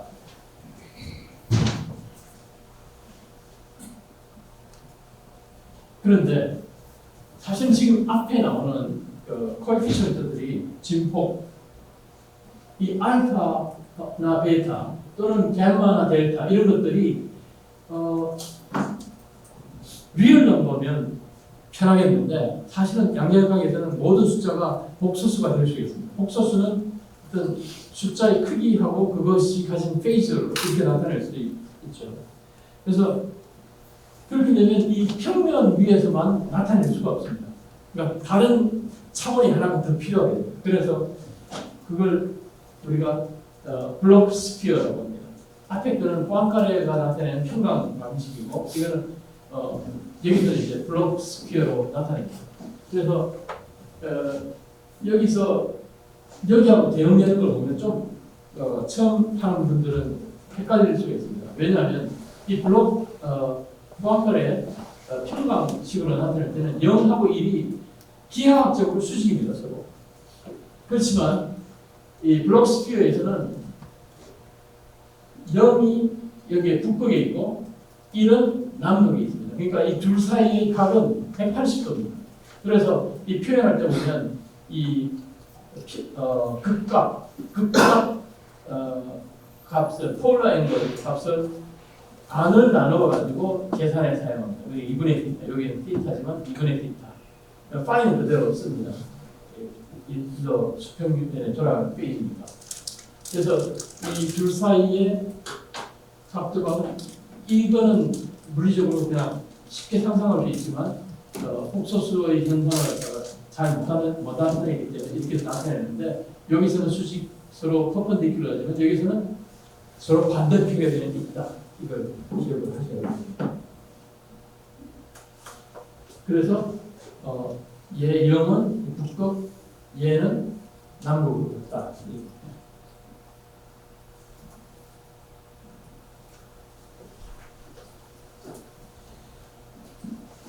그 다음에 큐비트가 하나면 아주 쉽습니다. 그냥 두 개의 0이나 1의 중첩을 나타낼 수 있는데 큐비트가 두 개가 되면 베이시스가 이제 00, 01, 10, 11 이렇게 나타냈습니다. 그러면 이런 베이시스를 써서 어떤 일반적인 큐빅 두 개의 스테이트를 나타낸다 그러면 이제는 4차원이 되겠죠. A00, B01, C10, D11 이렇게 해서 4개의 엘리멘트를 가진 컴포넌트를 가진 이런 컬럼 벡터로 나타내게 됩니다. 그리고 텐스 프로덕트는 만약에 3개가 되면 어떻게 됩니까? 0, 0, 0 이런 건 텐서 프로덕트인데 1, 0, 1, 0, 1, 0 이것들이 텐서 프로덕트가 되면 이거는 컴포넌트가 6개가 아니라 사실은 얘가 1일 때 요 가능성 2개, 그 각각에 대해서 또 가능성 2개 이렇게 되니까 8가지 가능성이 중첩이 되게 됩니다. 그래서 베이시스 벡터도 1, 0, 0, 0, 0, 0, 0, 0 이렇게 해서 8개의 숫자가 3개의 큐빗을 나타내게 되는 겁니다. 이건 넘어가겠습니다. 자, 그래서 그러면 내가 가지고 있는 양자 상태가 양자 정보를 담고 있는데 그것들이 시간에 따라서 어떻게 변하는가? 그건 타임 디펜던트 슈레딩의 이퀘이션으로 나타냅니다. 이것의 그냥 일반계는 이렇게 할 수가 있어요. e to the minus IHT over Hbar 하고 initial condition. 근데 이 e to the I times 어떤 permission operator 이걸 보면 이게 unitary 변환이 되는데 얘는 어떤 양자 상태를 말하는 블록스피어에서는 블록스피어의 서피스에서만 존재하는 스테이트로 여기서 저기로 옮기는 그러면 그게 어떤 회전이 되는 거예요. 크기는 안 변하면서도 회전이 됩니다. 크기가 왜 안 변하느냐?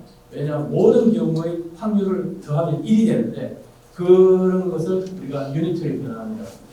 크기가 보존되는 변화. 그래서 이 유니트리 변화를 우리가 양자 컴퓨팅에서 쓰는 전부 다 유니트리 변화입니다.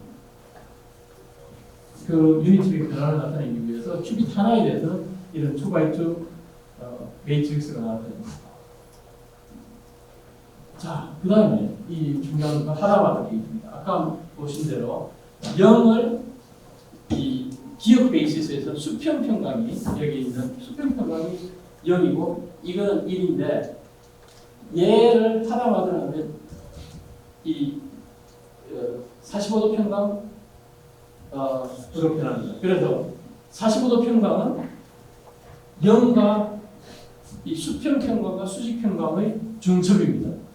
하나마다 0에다가 하면 0과 1의 중첩. 두 번째부터 0과 1의 중첩. 모든 게 0과 1의 중첩으로 다 표현되면 이걸 이항 전개를 하면 0000부터 1111까지 2의 n승의 상태가 한꺼번에 레지스트에 올라가게 됩니다. 그래서 디지털 정보하고 양자 정보를 비교를 하면 디지털 정보는 비트를 사용하지만 이거는 양자 비트 또는 q 비트를 쓴다. 디지털 정보는 비트 하나가 0 또는 1 둘 중에 하나지만 양자 정보는 0과 1이 동시에 중첩을 나타낼 수 있는 중첩을 쓴다. 그 다음에 비트 4개로는 0000부터 111까지 16가지를 나타낼 수 있지만 한 번에 하나씩 16번을 계산을 반복해야 됩니다. 그렇지만 양자 정보에서는 이 큐비트 4개로 한꺼번에 0000부터 1111까지 16가지가 한꺼번에 중첩돼서 레지스트에 올라갑니다. 그걸 이용해서 양자 계산을 한다는 겁니다. 그러면 이렇게 해서 어떤 이점이 있느냐? 디지털 컴퓨터로는 큰 수의 소인수분해를 하는 거의 자릿수에 대해서 익스포넨셜한 스텝수가 필요하지만 양자 컴퓨터에서는 자릿수의 세제곱 정도, 그러니까 익스포넨셜한 거하고 폴리노미얼한 거하고 완전히 클래스가 다른 거죠. 데이터베이스 공격도 양자 컴퓨터에서는 이 제곱의 스피드업을 보일 수가 있습니다. n 여기서는 스퀘어 루트 n. 양자 다체 문제. 이거는 사실 물리학자나 아니면 화학자나 이렇게 과학 쪽에서 굉장히 관심이 많은 거죠. 왜냐하면 이 다체 문제는 사실은 고전역학에서부터 문제가 됐습니다. 삼체 문제. 여러분 그 영화가 있습니다. 삼체라는 그것도 역시 3D 프로그램에서 나오는 얘기인데 고전역학에서도 지구가 태양 주위를 도는 굉장히 쉽게 풀립니다. 그런데 지구가 태양을 돌고 있고 또 그 주변에 달이 돌고 있다. 또 아니면 그 사이에 금성이 있다. 화성이 있다. 이렇게 다체 문제를 하면 굉장히 솔루션이 케이아틱한 그런 비헤이비어를 보이게 됩니다. 양자역학에서는 더욱더 심각합니다. 사실은 그것보다 훨씬 더 심각해지는데 그런 문제를 풀려면 만약에 전자가 50개가 있다. 그러면 계산해야 될 양이 2의 50승으로. 근데 양자 컴퓨터를 쓴다면 50개의 전자를 시뮬레이션 하려면 50의 몇 배나 50의 한 제곱이나 이런 그런 식으로 자원이 필요합니다. 2의 50승하고 50의 몇 승이라는 거하고는 엄청난 차이가 있습니다. 그 다음에 유니버설 게이트에 대한 생각인데 어떤 초기 상태에다가 우리가 여러 가지 유니터리 오퍼레이션을 곱해가지고 유니터리 오퍼레이션에서 파이널 스테이트를 얻는데 어떠한 유니터리 트랜스폼도 말이죠. 사실은 이 엘리멘터리 프로세서들의 곱으로 나타낼 수가 있습니다. 그러니까 마치 여러분들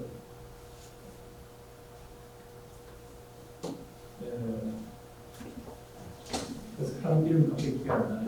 로테이션 하는 어떤 아비트리 임의의 로테이션 3개로 나타낼 수가 있거든요. 3개로 나타낼 수 있듯이 이 힐버트 스페이스 상에서의 임의의 오퍼레이션도 기본적인 회전, 어떤 축에 대한 회전, 어떤 축에 대한 회전들의 곱으로 나타낼 수가 있습니다. 그래서 이런 것 같아요. 우리가 맞는 게이트로 합니다. 그런 맞는 게이트로는 2x2 매트릭스도 있고 그 다음에 또 두 큐비트 게이트가 있습니다. 그러니까 어떤 컨트롤 타겟에 대해서 컨트롤이 어떤 상태일 때 어떤 오퍼레이션하고 어떤 상태에 있을 때는 하지 말고 이런 그런 오퍼레이션을 주는데 이런 두 큐비트 게이트하고 앞에 보인 2x2 매트릭스 이건 두 큐비트 게이트는 4x4 매트릭스거든요. 그런 것들만 있으면 모든 어떠한 유니터리 오퍼레이터들이라도 나타낼 수 있다. 그래서 양자정보 책에 보면 이런 여러 가지 종류의 오퍼레이터들이 나옵니다. 이런 것들만 있으면 임의의 오퍼레이션을 할 수 있다. 그래서 양자 회로는 마치 여러분들 음악 시간에 악보 배우듯이 그런 식으로 하는 것처럼 보입니다. 이쪽으로 시간이 가는데 이렇게 갑니다. 근데 이게 우리가 초기 상태로 양자 큐비트를 준비를 하고 그 다음에 여기에 적당한 유니트리 진화를 합니다. 이거는 유니트리 에볼루션은 그냥 매트릭스를 곱해 나가는 거기 때문에 결정론적입니다. 그리고 결정론적이고 매트릭스를 곱하기 때문에 이건 다 가역적입니다. 그리고 여기에 필요한 오퍼레이션은 아까 싱글 큐빅 게이트하고 두 큐빅 게이트 그러니까 그것들만 있으면 뭐든지 할 수 있습니다. 또 사실은 중요한 거가 확장 가능한 큐빅가 있어야 된다는데 큐비트 100개, 1000개 이 정도 가지고 안 됩니다. 지금은 IBM에서 만든 게 한 1000큐빗 이상 있지만 우리가 제대로 된 양자 컴퓨터가 되면 몇십만 큐빗, 몇백만 큐빗이 필요하다고 이야기를 합니다. 그런데 지금 아이언큐 같은 경우는 수십 큐빗 정도에 그치고 있다. 그래서 이게 앞으로 발전해 나가려면 이게 확장 가능한 그 스킴을 찾아야 돼요. 그 다음에 여기에 이게 이루어지는 동안에 별 이름이 있으면 안 됩니다. 아까 말한 디코헤런스인데 외부하고의 인터랙션, 외부로 양자 정보가 빠져나가는 이런 것들을 철저히 차단할 수 있어야 되는데 그 부분에 대해서는 사실은 아까 말한 그 피터 쇼의 양자 오류 수정 알고리즘 그걸 발전해 와가지고 에러 커렉션 스킴들이 많이 연구가 되고 있습니다. 그런 것들로 이 별 이름을 상당히 막을 수가 있습니다. 그런데 맨 마지막에 와가지고 측정을 해야 됩니다. 여기서 만들어진 이런 오퍼레이션들을 해가지고 만들어진 양자 상태는 엄청나게 많은 기본 상태의 중첩으로 이루어져 있습니다. 근데 이것에 대해서 우리가 적절한 측정을, 메저먼트를 해가지고 답을 얻게 되는데 이 측정 과정, 측정에서 정답 우리가 원하는 답의 확률이 굉장히 높아졌을 때 측정을 해야 돼요. 그리고 이 측정은 아까 말씀드린 같이 결정론적이지 않고 확률론적이에요. 그 다음에 한번 측정하면 그 전으로 돌아갈 수가 없기 때문에 그 측정 과정이 아주 적은 우리가 원하는 정답에 가까워졌을 때 확률이 아주 높을 때 그때 측정할 수 있도록 그렇게 해요. 자, 그래서 지금 현재 뭐 여러 가지 양자 통신, 그다음에 양자 컴퓨터까지 여러 가지 일들이 벌어지고 있는데 여전히 이 두 큐비트 게이트 같은 걸 하기는 굉장히 어렵습니다. 시간이 다 돼갔네. 예, 그래서 제가 시간이 많이 없어서 이건 양자 이 부분 이야기했죠. 그래서 이건 아까 설명드린 것 같이 수직 평광, 수직형 평광 사이에다가 45도 평광판을 집어넣으면 여기에 뭔가가 통과할 수 있게 되는 그 원리를 설명을 드렸습니다. 이건 여러분들이 뭐 집에서 한번 실험을 해볼 수 있을 겁니다. 이게 평면 모니터 같은 경우는 이 뒤에 평광으로 나오기 때문에 이런 평광판을 갖다 대는 이런 실험을 해보실 수가 있습니다.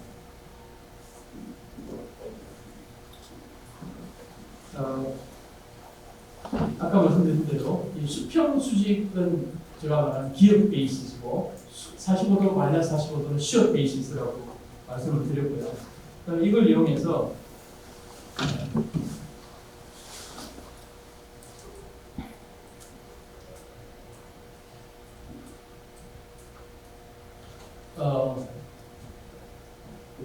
찰스 베넷하고 브라사드가 1988년에 양자 암호 방식을 개발했습니다. 그래서 양자 암호는 여기서 수평 평광이 나오는데 이걸 갖다가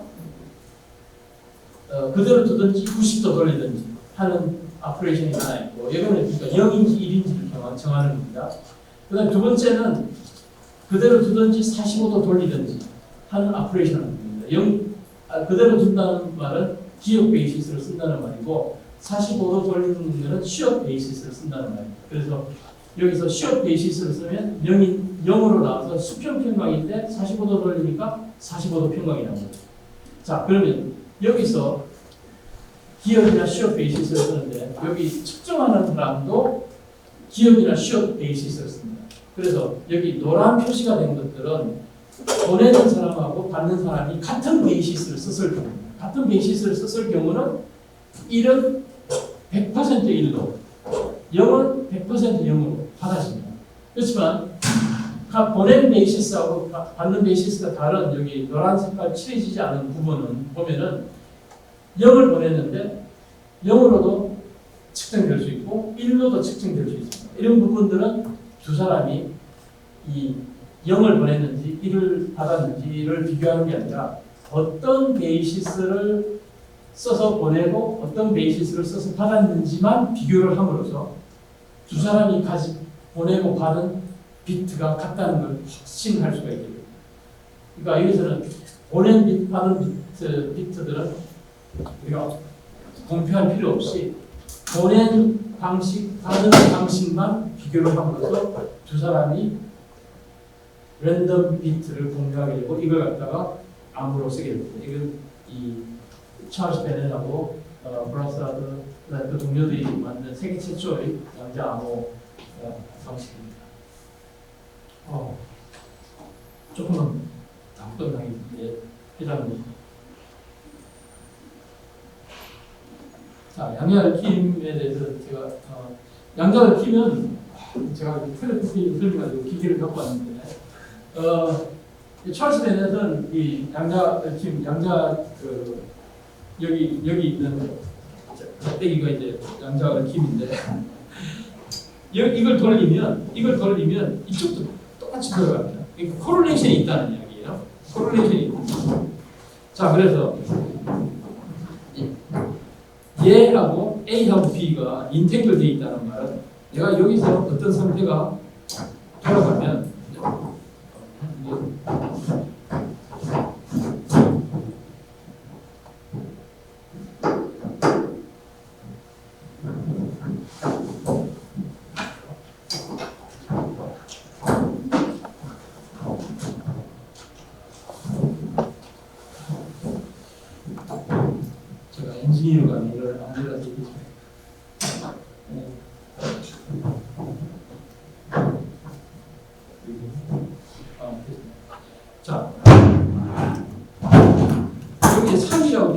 근데 여기 3이라는데 같은 숫자에 붙어 있습니다. 그래서 제가 이게 돌리는데 여기 빨간 선에 맞춰지는 데가 0이 되면 얘도 빨간 선에 0이 맞춰지는 거죠. 이게 그냥 양쪽이 같게 되도록 같은 식으로 측정이 되도록 이게 되는 겁니다. 그러니까 여기가 어떤 숫자가 정해지면 여기도 같은 숫자로 정해진다는 거예요.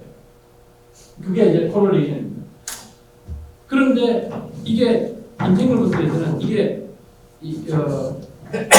어떤 상태로 되어 있는지 각각이 어떤 상태로 되어 있는지는 모릅니다. 그렇지만 전체적으로 보면 코릴레이션이 있다는 거예요. 그래서 찰스 벨러는 이거 이제 히피들 표현을 써서 I don't know what I think, you don't know what you think, but we know what we think 이렇게 생각을 했습니다. 그래서 텔레포테이션은 뭐냐면은 이렇게 된 벨 스테이트가 있는데 이제 이 둘이 지금 인탱글 되어 있는 거예요. 이게 어떤 상태가 되든지 간에 이 두 개는 서로 같은 형식으로 측정이 되도록 되어 있습니다. 그런데 이걸 갖다가 이 한쪽을 갖다가 당겨가지고 갖고 오면서 여기에 지금 Q라고 써놓은 새로운 큐빗이 있는데 이 상태가 지금 어떤 상태인지를 모릅니다. 모르는데 예를 들어서 여기다가 측정한다는 말은 여기에 맞춰지는 겁니다. 그래서 맞춰지는데 여기에 맞아서 이렇게 딱 들어가면은 이제는 여기 Q하고 A 여기가 두 개가 맞춰지더라고요. 그런데 여기서는 벌써 빠져버렸습니다. 여기 이쪽으로 탁 끼워지는 순간 여기에 빠져버렸습니다. 이걸 갖다가 찰스 벨러가 어떻게 표현하냐면 monogamy of quantum entanglement라고. 그러니까 monogamy가 뭐죠? 일부일처리죠. 얘가 얘하고 결혼해 있을 때는 얘 둘만 서로 코릴레이션이 있는데 이쪽으로 갖고 와가지고 이렇게 벨 측정을 해서 이 두 개가 인탱글이 되면은 얘는 이제 여기하고는 이혼하게 되는 거예요. 예, 모나가미라고 모나가머스 릴레이션이 있습니다. 그래서 이제 이 두 개가 이제 맞물려서 돌아가요. 벨 스테이트. 그런데 이게 측정이 되는 순간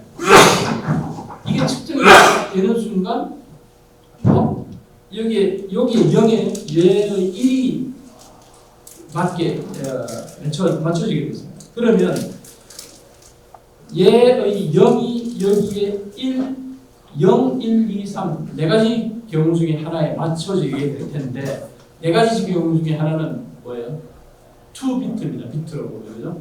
그러면 2비트 그러니까 1이라는 숫자를 여기 알려주면 얘는 지금 이 상태에서 멈춰있기 때문에 얘는 한 90도를 돌려라. 한 칸만 돌려라.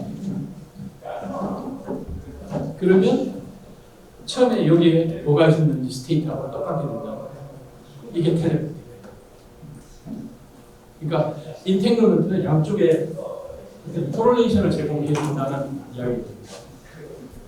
지금 시간이 너무 많이 갔기 때문에 나머지는 다 생략하고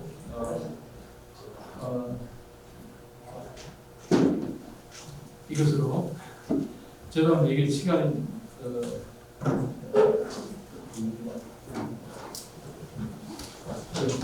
이것으로 제 이야기를 마치겠습니다. 감사합니다.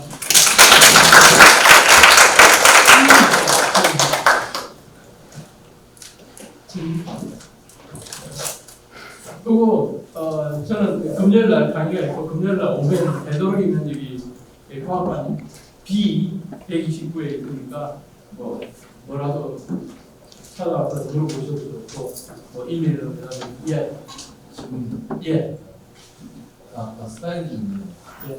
그 비가역성에 대해서 이제 양자 암호랑 이어지는 내용이 있었는데 그러니까 이 측정의 가역성에 대해서 양자 암호가 무엇인가? 예. 그러니까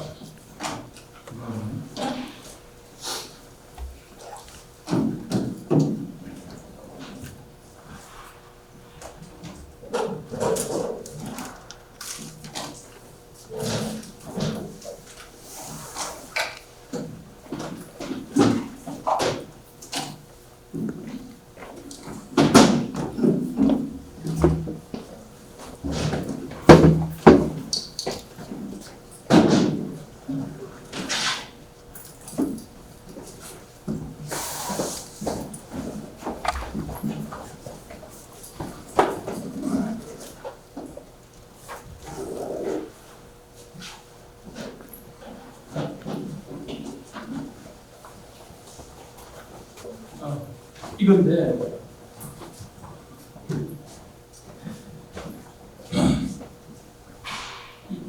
예를 들면 0이라고 보냈는데 얘를 이 45도 그러니까 시옷 방식으로 코딩을 하면 45도 평강이 됩니다. 45도 평강은 수평하고 수직평강의 중첩이잖아요. 그런데 얘를 여기서 기억 방식으로 있습니다. 그 말은 얘는 이 45도 평강한테 너는 수평 평강이냐 수직 평강이냐 이렇게 묻는 거예요. 그러면 45도 평강은 수평 평강으로 측정될 수도 있고 수직 평강으로도 측정이 될 수 있는 거예요. 50% 확률을 갖고 있는 거예요.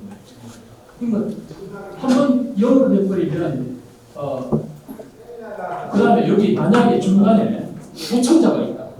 도청자도 역시 시옷 방식이나 기억 방식이나 두 가지 중에 하나로 측정을 하려고 할 거예요. 그럼 여기서 중간에 만약에 기억 방식으로 측정을 해버리면 원래의 상태가 뭔지 알 수 없게 되는 거예요. 근데 다행히 얘가 시옷 방식으로 측정을 했다 그러면 아무 변화가 안 줬을 거예요. 그러니까 근데 문제는 이렇게 여러 개의 큐빅들을 보내는데 이 모든 것에 대해서 앨리스하고 똑같은 베이시스로 측정할 수 있는 가능성은 큐빅 수가 많아지는 것은 제로가 있던 겁니다. 그러니까 한번 중간에서 측정을 잘못하면 그거는 나중에 A하고 B가 이 결과를 가지고 비교를 샘플링을 해서 비교를 할 때 들통이 난다. 그래서 한번 측정해서 뒤로 돌아갈 수 있기 때문에 그것 때문에 이제 발각이 된다. 그러니까 여기서는 도청을 못한다는 말은 둘이 앨리스하고 밥이 서로 소통하게 해놓고 무슨 말을 하는지 듣고자 하는 게 목적이거든요. 근데 들키지 않고는 도청할 수 없다. 들키지 않는 도청은 있을 수 없다. 이게 양자암. 감사합니다. 예. 제가 이해하는 게 막상 A1은 데이터고 A랑 B가 T라고 생각해요.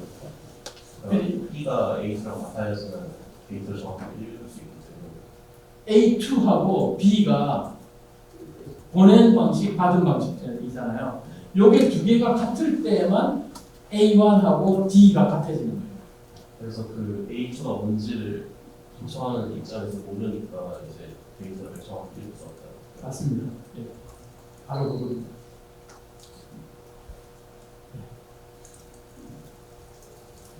근데 이것만으로 하는 게 아니라 사실 이 부분이 양자역학적인 부분이고 또 이걸 갖다 데이터 구처리, 처리하는 이런 부분이 또 전통적인 방법들이 많이 있습니다. 이것도 또 데이터를 스크램블링 해야 되고 뭐 이런 것들이 있습니다. 그러니까 양자 기술은 양자 역학으로만 되는 게 아니라 기존의 수많은 엔지니어링이 필요합니다.